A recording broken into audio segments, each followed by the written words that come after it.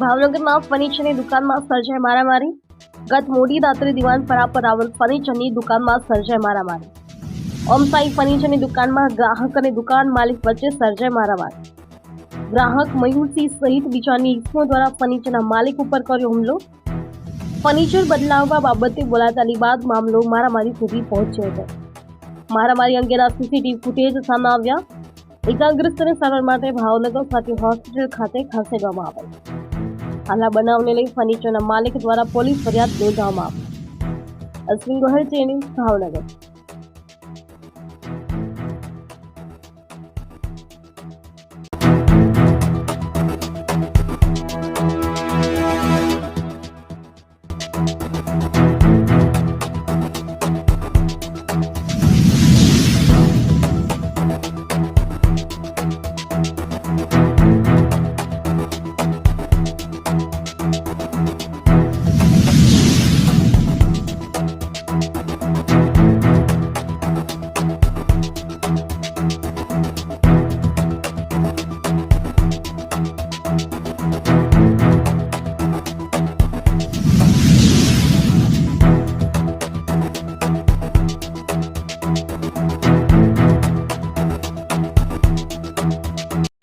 हिमांशु दीपकभाई पोंदा, ओम Sai furniture, दीवानपरा road, फर्निचरनो धंधो धरावुं साहेब।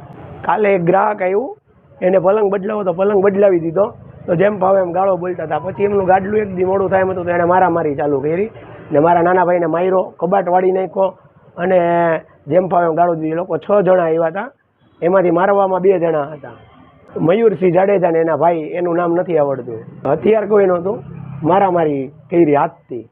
એ લોકો 6 જણા હતા, બાકીના લોકોએ પકડી રાખ્યો ને આ 2 જણા મારવામાં હતા।